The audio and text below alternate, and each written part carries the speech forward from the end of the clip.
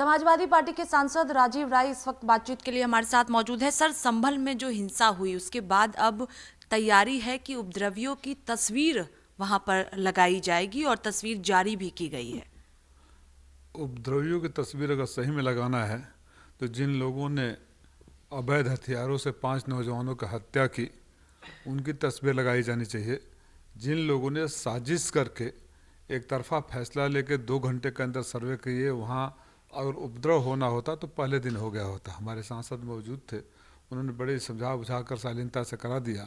4 दिन बाद दोबारा आप पहुँच जाते हैं बिना कोर्ट आर्डर के और माहौल ऐसे बनाते हैं जैसे आप धावा करने आए हैं। तो जो लोग साजिश करता हैं वही असली उपद्रवी हैं। इस सरकार जो लाठी गोली के बल पर चल रही है, निष्ठुर सरकार जो लोकतंत्र के हत्यारे हैं, नौजवानों के हत्यारी है, इस सरकार से और कोई उम्मीद नहीं रह सकते। लेकिन मैं आपके माध्यम से इतना ज़रूर कहना चाहूँगा, ये दिन भी बदलेंगे, सत्ता भी बदलेगी, सरकार आएगी तो न्याय जरूर होगा। उन अधिकारियों को भी सजा दिया जाएगा जिन्होंने किसी को खुश करने के लिए आतंक का और उपद्रव का माहौल बनाने दिया। यूपी सरकार के कई मंत्रियों का लगातार बयान सामने आ रहा है कि समाजवादी पार्टी की ये साजिश है, जो संभल में हिंसा हुई है उसमें समाजवादी पार्टी का हाथ है, और कहा जा रहा है कि उपचुनाव में जो हार मिली है यही वजह है कि सपा वहां पर ऐसा माहौल कर रही है। देखिए, अगर इतिहास तक जाएंगे ना, साजिश करने के लिए सिर्फ एक ही पार्टी बदनाम है, भाजपा। ये लोग आज़ादी के पहले से साजिश कर रहे थे। 1900 में अगर बात गिनाऊंगा तो गांधी जी के नमक यात्रा से लेकर 1942 तक शुरू हो जाएगा। इनके पॉलिटिकल डीएनए में फूट डालो और राज करो। तो यही साजिश करते हैं, यही नफरत फैलाते हैं, यही फूट डालते हैं, और यही इनके पास तरीका है। क्योंकि इनके पास बताने के लिए कुछ है ही नहीं कि उन्होंने नौजवानों के लिए क्या किया, बेरोजगारों के लिए क्या किया, विकास के लिए क्या किया, उद्योग धंधों के लिए क्या। खाली झूठी बातें और नफरत, ये इनका धंधा है। राष्ट्रीय अध्यक्ष जी लगातार अपील कर रहे हैं शांति व्यवस्था बनाए रखने के लिए।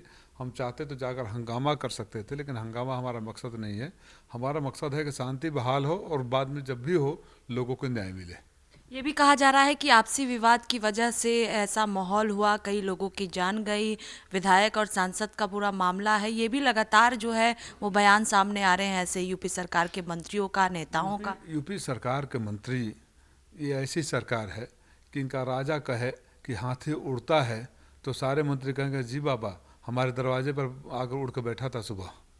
तो ये लोग हैं, ये क्या कहते हैं नहीं कहते हैं। सवाल उन लोगों से क्यों नहीं किया जा रहा है कि कौन सा इतनी जल्दी थी कि 2 घंटे में आप पहुंच गए, और फिर अगर चौथे दिन गए तो वापस न्यायालय क्यों नहीं गए, और मान लो न्यायालय नहीं गए तो लोगों से बैठा कर आकर एक्सप्लेन करके क्यों नहीं गए कि भाई हम इसलिए जा रहे हैं, साथ में चलो।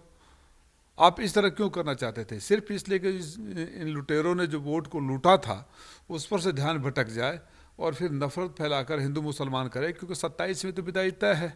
तो मैं उत्तर प्रदेश के लोगों से भी अपील करना चाहता हूँ कि जो जान चली जाती है उनके घर वालों से पूछो, इन नफरतियों से दूर रहो। इनके पास कुछ देने के लिए है नहीं सिवाय नफरत, बेरोजगारी, महंगाई और मुसीबत। तो इनसे अगर छुटकारा पाना है तो आप शांति भाईचारा कायम करके रखिए, इनकी नफरती बोल इनके पास रहने दीजिए। आखिरी सवाल है कि समाजवादी पार्टी का डेलीगेशन संभल जाने वाला है। अखिलेश यादव ने कल खुद कहा कि वो खुद वहां पर पहुंचेंगे। कब तक पहुंचने की संभावना है डेलीगेशन की, और अखिलेश यादव वहां पर? डेलीगेशन तो बन गया है, प्रशासन उन्हें भी जाने की अनुमति नहीं दे रहा है। जो ही अनुमति मिलेगा, अगर हम ऐसे चले गए तो फिर ये बोलेंगे कि उपद्रव करने आ रहे थे। जैसे अनुमति देंगे डेलीगेशन भी जाएगा, फिर रिपोर्ट देने के बाद ज़रूरत पड़ी तो राष्ट्रीय अध्यक्ष भी जाएंगे, और सरकार अगर मदद नहीं करेगी तो समाजवादी पार्टी उनको मदद भी करेगी। जिनके घर बच्चे जान चली गई है उनको समाजवादी पार्टी मदद भी करेगी। बहुत शुक्रिया बातचीत के लिए। कैमरा पर्सन सचिन के साथ स्वाति पाठक, भारत समाचार, दिल्ली।